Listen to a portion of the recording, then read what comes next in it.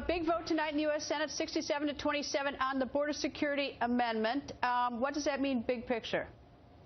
Well, I mean, it means that we've made improvements to the bill. I mean, the real improvements. You're going to have 700 miles of fencing, and the money's in the bill, so they can't take it out in the future like they've done in the past.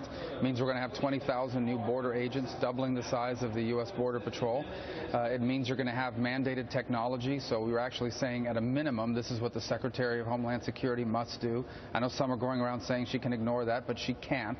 It says these are the minimum standards, so it's a real improvement on the border security. I just wish we would have done it a little earlier. I've been saying it for weeks now that the border security elements of the bill needed to be strengthened.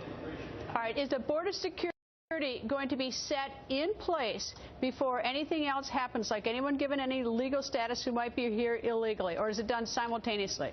Well, first of all, a couple things need to happen. Number one is there are people illegally in the country now. We're not talking about people in the future. We're going to identify those people. They're going to pay a fine. They're going to have to undergo a background check, and they're going to get a temporary work permit.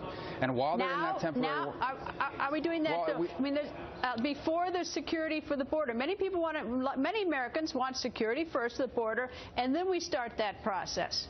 Yeah, but we need to understand is the prize here, what they really want is the permanent status, the green card. That's the permanent status. That cannot happen until 700 miles of fence are completed, until E-Verify is fully in place, until the entry-exit tracking system is fully in place, until the technology plan is fully in place, until the 20,000 new border agents are hired, trained, and deployed.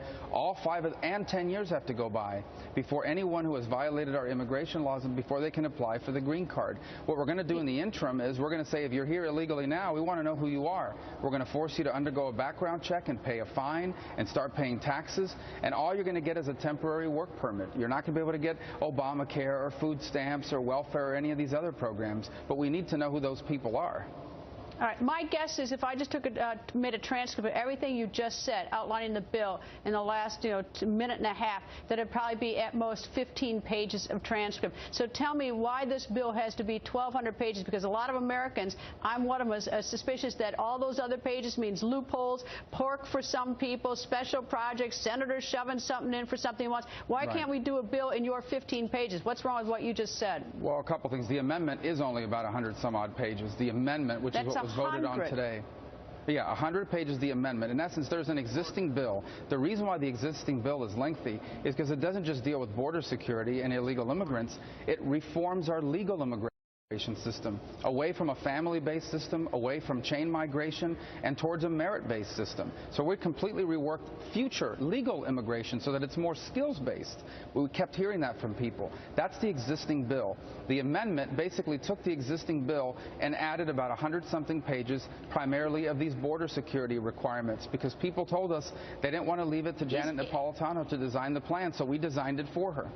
Is there any U.S. senator who gets anything special for a constituency in this bill? Well, I don't believe that that's the case. I think there are things that are good policy. Let me ask you a question. There's a special provision for people who fish in Alaska, right? Well, that's not accurate. What it is guest workers that are fishermen, and it allows them to apply for a temporary visa, a work visa, to fish in Alaska because the fisheries in that state have a particular issue that they want to use a work permit. That's not a giveaway. It's not cash. You have to pay for those visas. But why can't we make this uniform for everybody? Why do we have to make it special or different or whatever you want to call it for Alaska? Why can't we make this uniform? Again, that's an issue that's specific to certain regions of the country where they have guest fishermen. In most places, like in Florida, the fishing fleet that's out there, the commercial fishing fleet, is all domestic. But there are parts of the country that use foreign workers from time to time to do some of the fishing. And so those areas, like in any legislative process, they're going to say that they have a special need in their part of the country. But this is not a giveaway like cash. This is a visa that people have to apply for and pay for. But I tell you what, many Americans are frustrated with is the complexity of these statutes, the 1,200 pages or whatever it is. And if we need to give guest work permits, why do we have to sort of section out different parts of the country? Why can't the whole country, everybody, because there are going to be special worker needs in other parts of the country? I mean, if indeed that should be in the statute, when you begin giving little special ones to this part of the country because they have a particular concern, or this part of the country because they have the particular concern, that's what I think begins to make people suspicious that some are getting special deals. Right. So I understand that, I do, and I fully understand people's suspicion of government, and I'm generally not in favor of big pieces of legislation for those reasons. But our immigration system, when it comes to temporary workers, is regional. For example, there are crops that are seasonal, and so you need workers that work seasonally.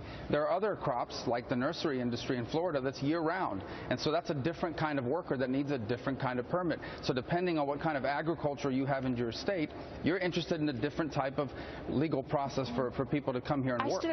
Maybe I'm thick, but why not just have one general guest worker? And if you happen to be seasonal, you do seasonal work. If you happen to be, around the clock, around the year, you do around the clock. But when you start making these different differentiations, you start to make it more complex, more confusing. Well, if we want guest workers, so be it. Let's have guest workers. If we don't, we don't.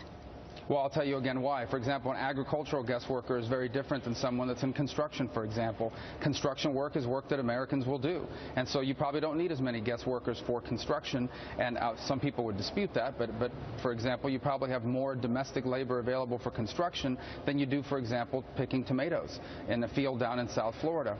Those are examples of crops that have different types of workforce that they use. Here's another thing.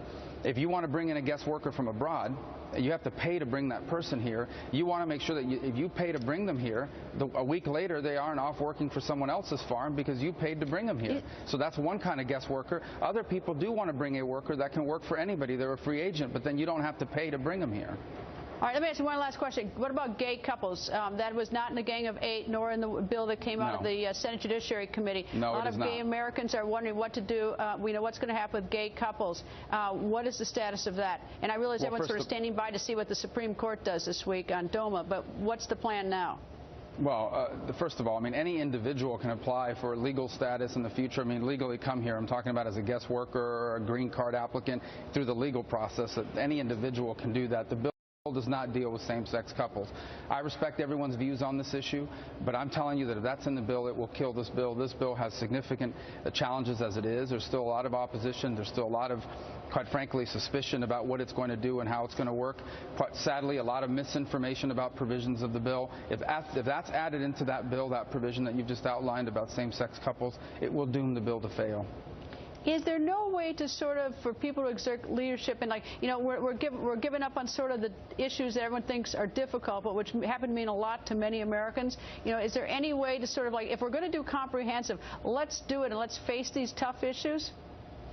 I'm sorry. Well, look, here's the way I view it. For years, even before I came here, when I would talk to people about immigration, they would say to me, let's finish the fence. Let's build a border fence where it's needed. This bill regulates that. It mandates that, and it funds it so a future Congress can't come and cut the money. People used to say to me, we need an E-Verify system that works. This bill does that. It says we need more Border Patrol agents. This bill does that. It said we need more technology on the border, and we should require specific technology. Don't leave it to the Department of Homeland Security to decide. Put it in the bill. This bill does that. This bill has a bunch of things that conservatives and many Americans have been asking for specifically for years. It now requires it. And the reason why we know it's going to happen, or we think it's going to force them to do it, is because you can't get the green card. No one who has violated, they cannot, if you violated our immigration laws, you can't even apply for a green card, much less get one, until all 5 of those things happen. Senator, we'll be watching to see what happens as this bill, it looks like it's going to come out of the Senate, and it looks like it's going to pass, and we'll see what happens gets to the House.